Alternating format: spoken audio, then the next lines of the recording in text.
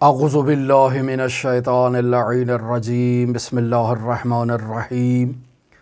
الحمد للہ رب العالمین الصلاة والسلام علی اشرف الانبیاء والمرسلین وعلی آلہ الطیبین الطاہرین المعصومین الذین اذہب اللہ عنہم الرجس وطہرہم تطہیرا اللہم صلی علی محمد وآل محمد اللہم اخرجنا من الظلمات الوہم واکرمنا بنور الفہم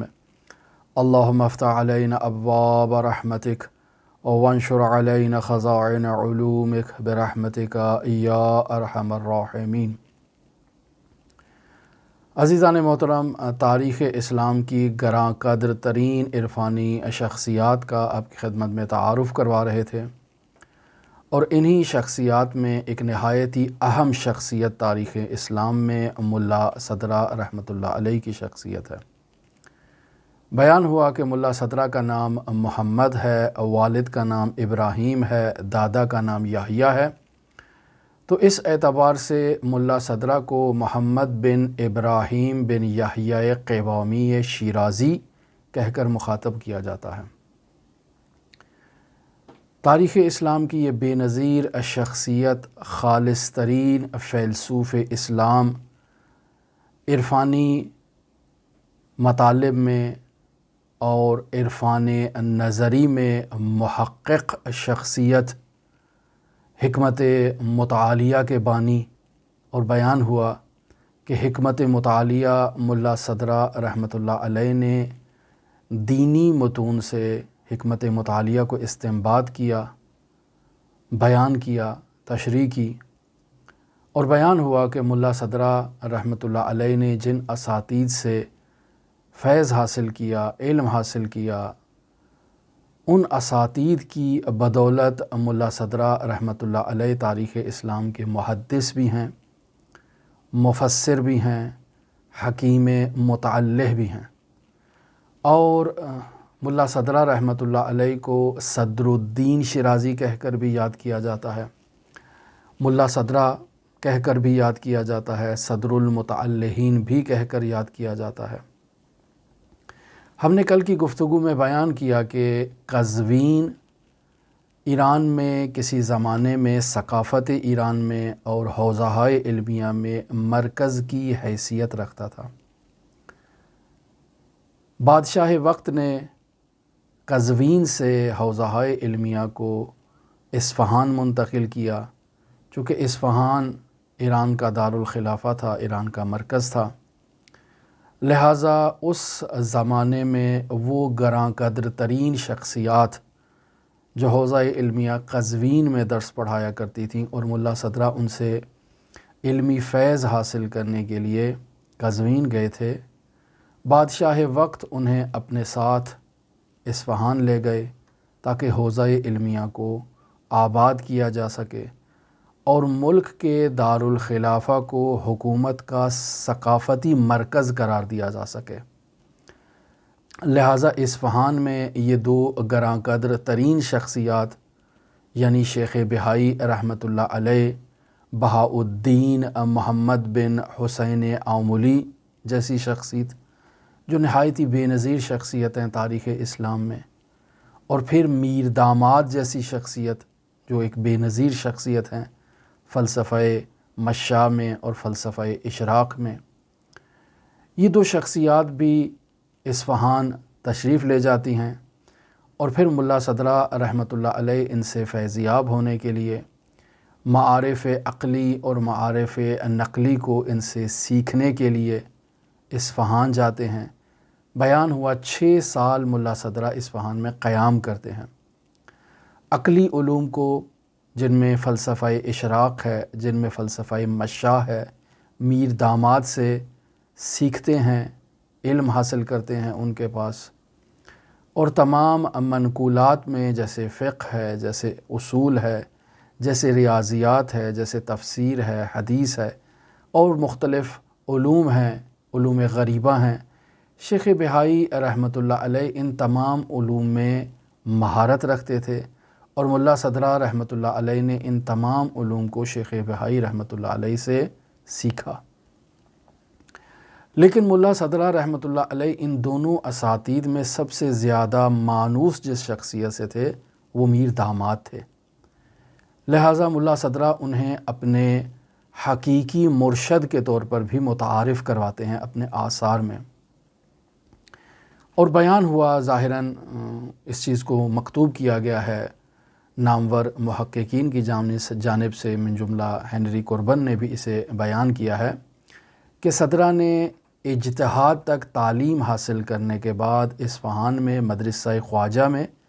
تدریس کرنا شروع کی، باقاعدہ درس پڑھانا شروع کیا۔ لیکن چونکہ ملا صدرہ رحمۃ اللہ علیہ کے نظریات، ان کی فقہی آراء مشہور فقہی آراء سے مختلف ہوا کرتی تھیں، لہٰذا علماء وقت انہیں بدعت گزار کے عنوان سے مخاطب کر کے ایک ایسی ان پر ایک جو ہے وہ الزام لگا کر انہیں اصفہان سے تبعید کر دیتے ہیں، اصفہان سے باہر نکال دیتے ہیں، اور پھر اس طرح سے ملا صدرہ کی زندگی مختلف مقامات پر جو ہے وہ گزری ہے۔ شیراز میں بھی وہ گئے ہیں، کاشان میں بھی وہ آئے ہیں، قم میں بھی وہ گئے ہیں لیکن زیارت کی ہے، اور پھر قم کے اطراف میں ایک علاقہ ہے کہک، وہاں پر ملا صدرہ مستقر ہوئے ہیں، اور اس کے استقرار کے بعد بھی وہ دوبارہ واپس شیراز گئے ہیں، یعنی ان کی زندگی میں اس طرح کے فراز و نشیب آئے ہیں۔ اور ملا صدرہ نے 15 سال تک اس کہک نامی علاقے میں قیام کیا، جہاں انہوں نے تحقیقات کی، شرعی وظائف کو انجام دیا، ریاضتیں کیں اور مدارج عالیہ کو طے کیا۔ ملا صدرہ رحمۃ اللہ علیہ کی زندگی میں یہ بیان کیا جاتا ہے کہ 1012 ہجری قمری کو وہ شیراز واپس جاتے ہیں، اور چونکہ ان کے نظریات میں اور ان کے بیانات میں جو ایک صراحت لہجہ تھی،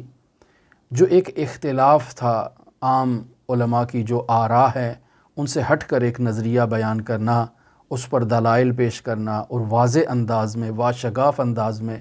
اپنے نظریے کو بیان کر دینا، یہ کچھ لوگوں کے مزاج کے مطابق نہیں تھا، لہٰذا شیراز میں بھی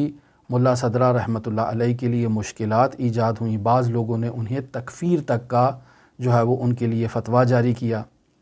اور ملا صدرہ وہاں سے 1017 ہجری قمری کو کاشان کی طرف رجوع کرتے ہیں، اور ان کے استاد کل بیان ہوا آپ کی خدمت میں کہ ضیاء العرفاء رازی تھے کاشان میں،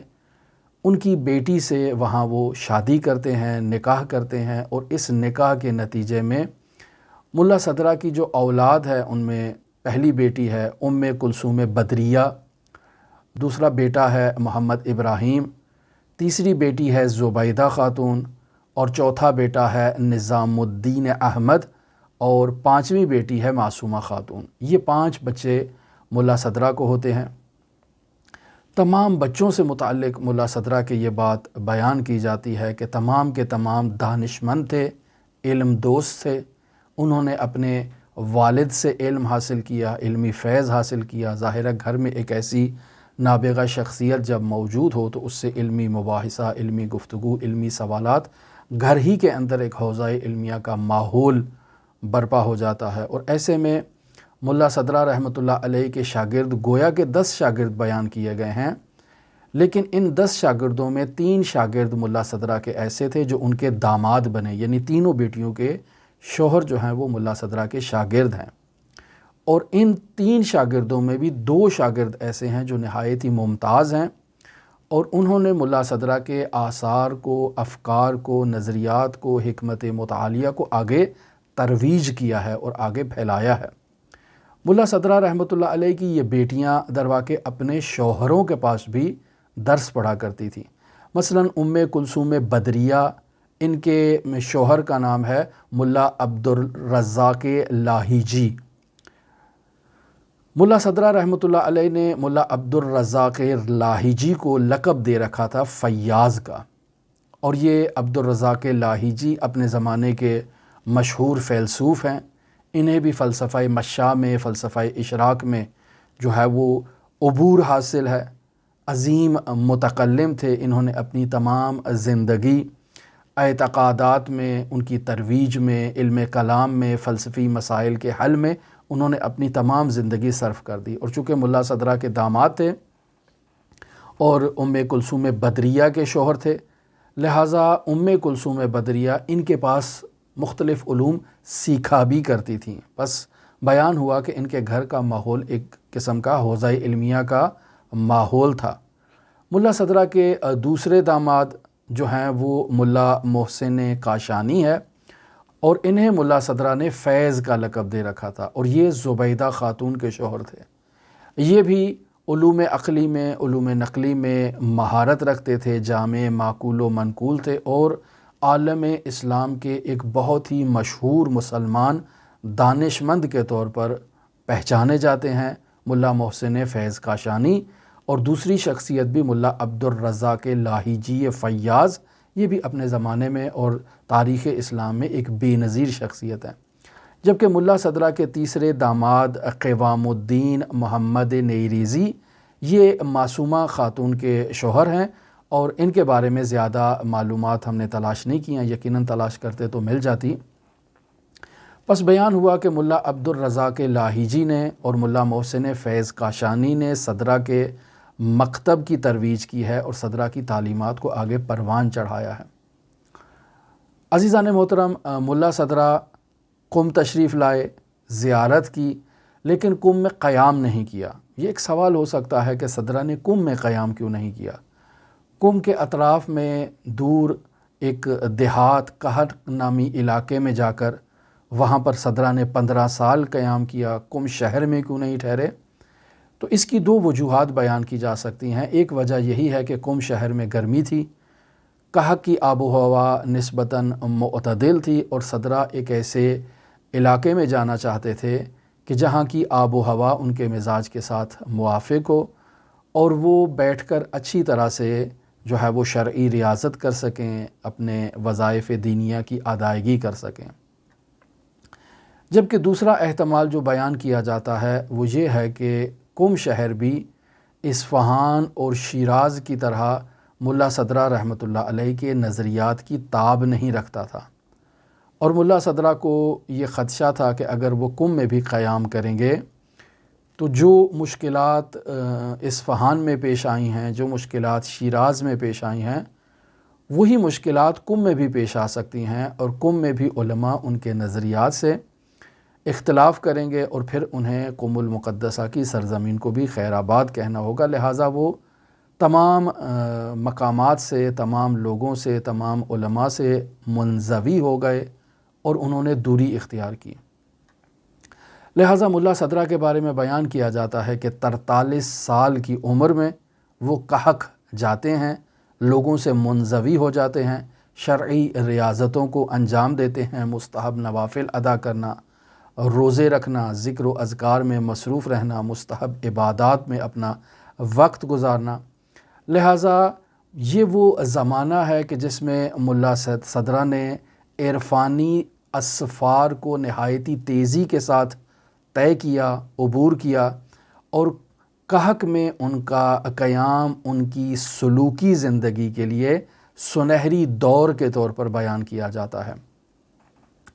ملا صدرہ رحمۃ اللہ علیہ نے قحط میں کشف و شہود غیب کے مرحلے تک رسائی حاصل کی، اور فلسفی حقائق کو ذہن کی بجائے، چونکہ بطور معمول ہم حقائق کو ذہن سے درک کرتے ہیں، لیکن بالاتر مرحلہ اس سے یہ ہے کہ انسان مشاہدہ کرے حقائق کو۔ تو ملا صدرہ رحمۃ اللہ علیہ جب اس مشاہدے کی کیفیت تک پہنچے، تب جا کر معلوم ہوا کہ آج تک جس فلسفے کی وہ تلاش میں تھے، جن حقائق ذہنیہ کے بارے میں وہ جد و جہد میں مصروف رہے تمام زندگی، وہ گویا کہ اپنا وقت ضائع کرنے کے مترادف تھا۔ یہ وادی جس میں اس وقت ملا صدرہ پہنچے ہیں کشف و شہود کے ذریعے سے، مشاہدہ غیب کے ذریعے سے، یہ وادی تو کچھ اور ہی وادی ہے۔ لہٰذا ملا صدرہ رحمۃ اللہ علیہ نے اپنی اس تمام ماضی کی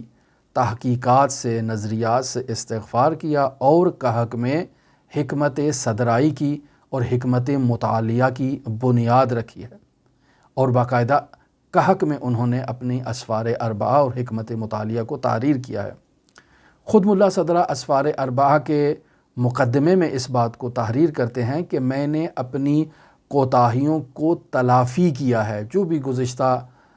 زمانے میں علمی کاوشوں میں کوتاہیاں ہو گئیں، جو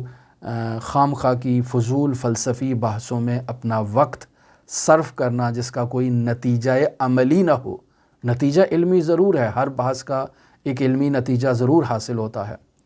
لیکن علمی بحثوں کو، علمی گفتگو کو، علمی موضوعات پر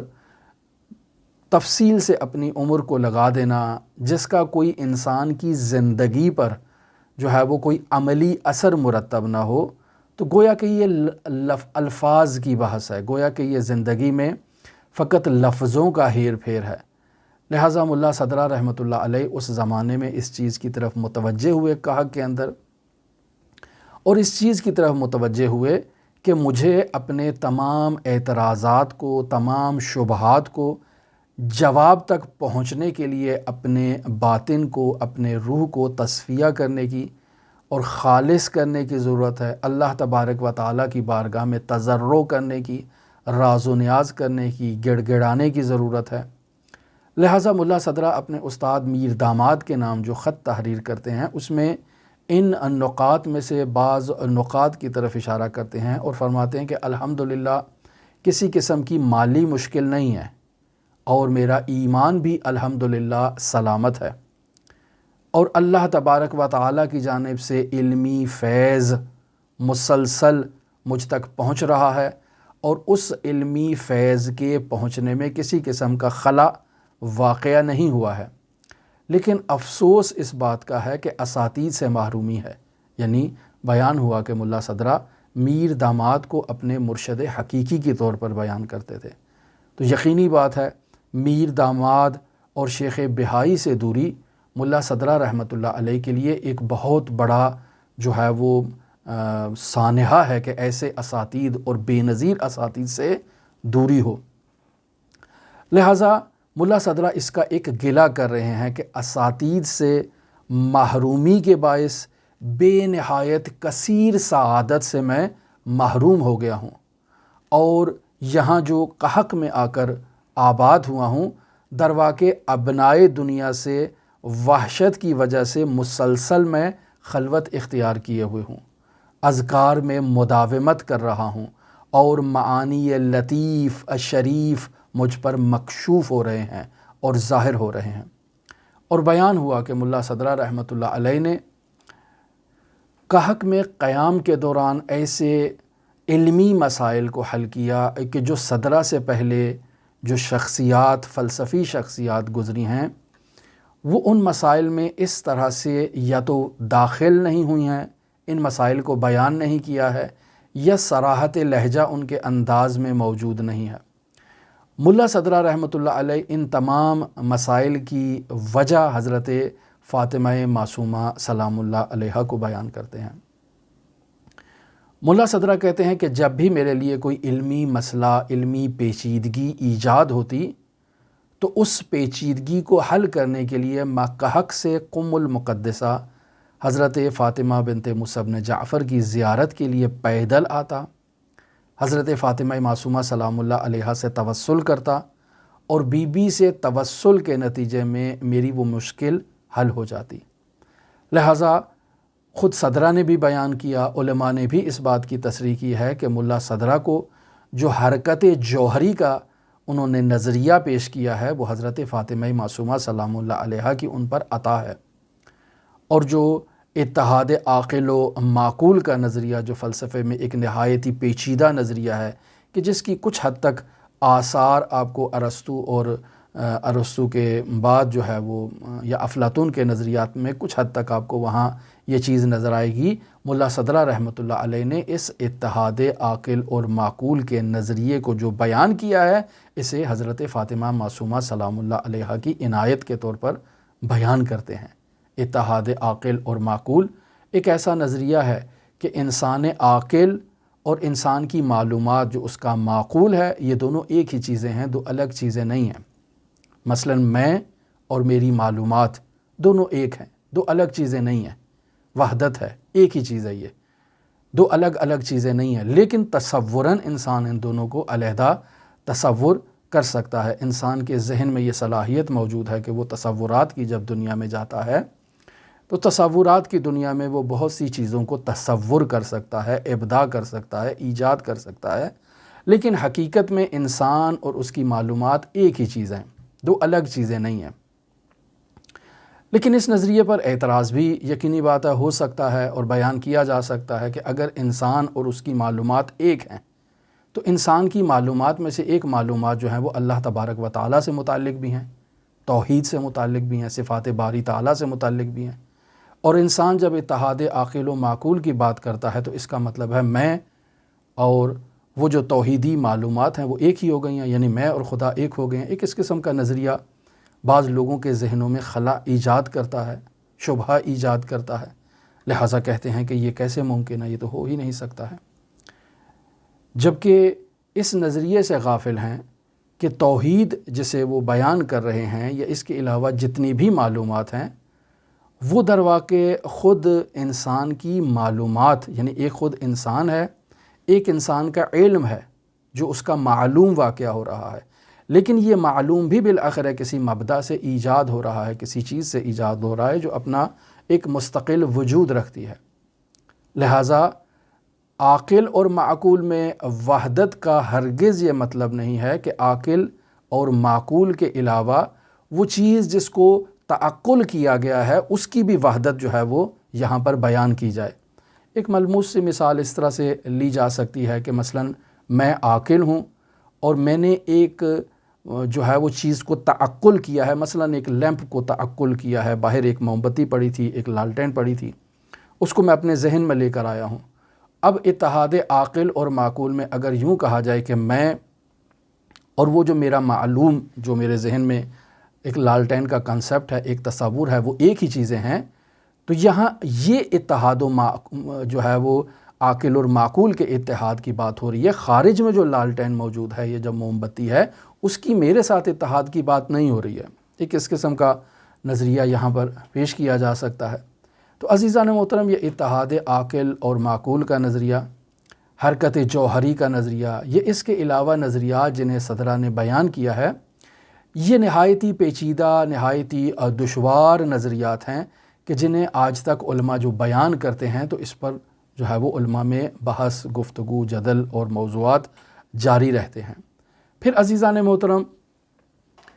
1040 ہجری قمری کو شیراز کے حاکم اللہ وردی خان ظاہراً بیان کیا جاتا ہے کہ ان کی ملا صدرہ سے کوئی عقیدت تھی، کوئی قدیمی رابطہ تھا، کوئی قدیمی دوستانہ تھا۔ انہوں نے ملا صدرہ کو شیراز واپس آنے کی دعوت دی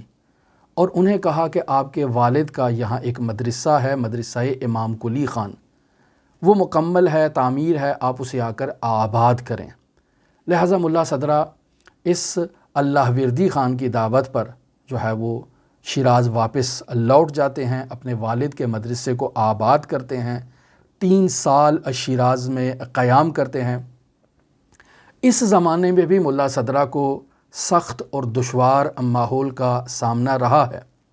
لیکن اس وقت اب ملا صدرہ نے ان لوگوں کے اختلافات کو نظر انداز نہیں کیا، بلکہ اب ان کا جواب دینے کا فیصلہ کیا۔ جو اعتراضات ملا صدرہ پر ہوتے تھے، ملا صدرہ ان کا کھل کر اس دفعہ جواب دیتے تھے اور باقاعدہ جو ہے وہ اس موضوع میں داخل ہوتے تھے۔ ملا صدرہ رحمۃ اللہ علیہ اپنے زمانے کے مایہ ناز فیلسوف ہیں، متکلم ہیں، فقیہ ہیں اور جو ہے وہ طبیع دان ہیں۔ ان سے کھل کر ملا صدرہ مناظرہ کیا کرتے تھے اور گفتگو کیا کرتے تھے، بحث کیا کرتے تھے۔ عزیزان محترم، ملا صدرہ کی شخصیت ایک ایسی بے نظیر شخصیت ہے کہ انہوں نے خداوند متعال سے رابطہ قائم کرنے کے لیے اللہ کے گھر کی زیارت کی خاطر 7 مرتبہ جو ہے وہ ایران سے مکہ کی جانب پیدل سفر کیا ہے، جو ظاہراً ایک دشوار سفر ہے۔ سخت ترین گرمی کا موسم، سخت ترین اور دشوار ترین اور کٹھن ترین مراحل سے عبور کرنا،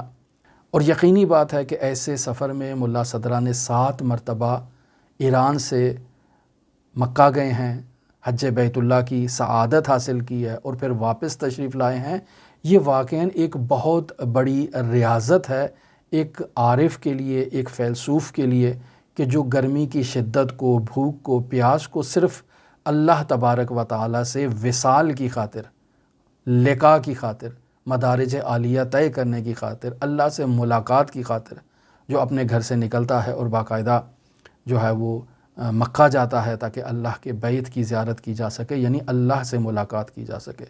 7 مرتبہ ملا صدرہ کا یہ سفر ہوا، اور 7ویں دفعہ ملا صدرہ جب اس سفر پر جا رہے تھے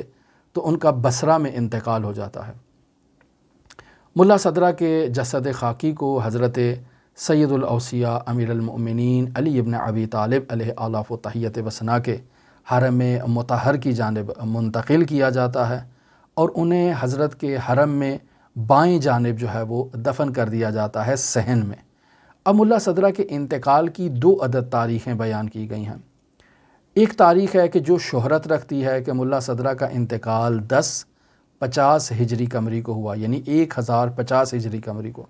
لیکن ظاہراً ملا صدرہ کے خاندان سے ان کے کوئی پوتے پڑ پوتے جو ہیں ان کی حالات زندگی کو جب بیان کرتے ہیں تو وہ بیان کرتے ہیں کہ ملا صدرہ کا انتقال 1045 ہجری قمری کو ہوا ہے۔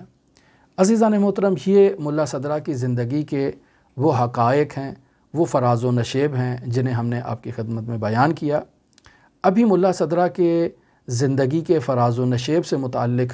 اور ملا صدرہ کی جو تعلیمات ہیں ان سے متعلق شیعہ علماء کے کیا نظریات ہیں، اسے آپ کی خدمت میں بیان کیا جائے۔ البتہ اس میں ہم صرف ان علماء کے نظریات کو بیان کریں گے جنہوں نے صدرہ کے بارے میں مثبت رائے دی ہے،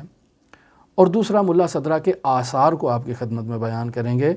کہ صدرہ نے کون کون سی کتابیں لکھی ہیں اور ان کتابوں کی کیا اہمیت ہے۔ لہٰذا یہ موضوع ہمارا ابھی آپ کے ساتھ جاری ہے۔ ہماری دعا ہے کہ خداوند متعال ملا صدرہ جیسی شخصیات، شیخ بہائی جیسی شخصیات، میر داماد جیسی شخصیات اور تاریخ تشیع میں ایسی ان گنت بے شمار بے نظیر شخصیات موجود ہیں جنہوں نے تشیع کی سربلندی کے لیے اپنا کردار ادا کیا ہے، اسلامی تعلیمات کے احیاء میں، اسلامی تعلیمات کے نشر و اشاعت میں اپنا کردار ادا کیا ہے۔ دعا گو ہیں کہ خداوند متعال انہیں جوال رحمت میں جگہ عطا فرمائے۔ دعا گو ہیں کہ تمام علماء اسلام جنہوں نے عالم اسلام کے لیے خدمت کی ہے اور وہ اس دنیا سے رخصت ہو چکے ہیں، خداوند متعال انہیں جوال رحمت میں جگہ عطا فرمائے، ان کے درجات کو عالی و متعالی قرار دے۔ دعا گو ہیں کہ تمام وہ علماء جو اس وقت اس دنیا میں موجود ہیں، اسلام کی سربلندی کے لیے خدمات انجام دے رہے ہیں، زحمتیں اٹھا رہے ہیں، تکالیف اٹھا رہے ہیں، محنتیں کر رہے ہیں، اللہ تبارک و تعالیٰ ان کی تمام خدمات کو اپنی بارگاہ میں قبول و مقبول فرمائے۔ دعا گو ہیں کہ دنیا جہان میں جہاں کہیں مؤمنین آباد ہیں، اللہ تبارک و تعالیٰ بحق کے امام رؤوف امام زمان انہیں آباد و شاد رکھے۔ دعا گو ہیں کہ جہاں کہیں مؤمنین دنیا جہان میں بیمار ہیں، اللہ تبارک و تعالیٰ بحق کے امام رؤوف علی ابن مصر رضا انہیں شفائے کاملہ عاجلہ کلیہ عطا فرمائے۔ جہاں کہیں مؤمنین بے روزگار ہیں، اللہ انہیں روزگار عطا فرمائے۔ جہاں کہیں مؤمنین اپنی اولاد کی تعلیم کے لیے، اپنی اولاد کی شادی کی مشکلات کے لیے، اپنی اولاد کے رشتوں کے لیے پریشان ہیں، اللہ تبارک و تعالیٰ ان کی ان پریشانیوں کا خاتمہ فرمائے، بچوں کی تعلیم کے لیے سہولت ایجاد کرے، بچوں کے رشتوں کے لیے سہولت ایجاد کرے۔ بچوں کے ہاں اولاد نہیں ہے تو اللہ تبارک و تعالیٰ انہیں اولاد نرینہ عطا فرمائے۔ دعا گو ہیں خداوند متعال منجی عالم بشریت حضرت صاحب العصر، صاحب الامر، صاحب الزمان مہدی موعود کے ظہور میں تعجیل فرمائے اور ہمیں حضرت کے اصحاب و اعوان و انصار میں شمار فرمائے۔ آپ تمام مؤمنین کے لیے امام رؤوف علی ابن مصر رضا علیہ آلاف و تحیت و ثنا کی نورانی بارگاہ میں نائب الزیارہ بھی ہیں اور دعا گو بھی ہیں۔ اللہم صلی علی محمد و آل محمد وعجل فرج قائم آل محمد۔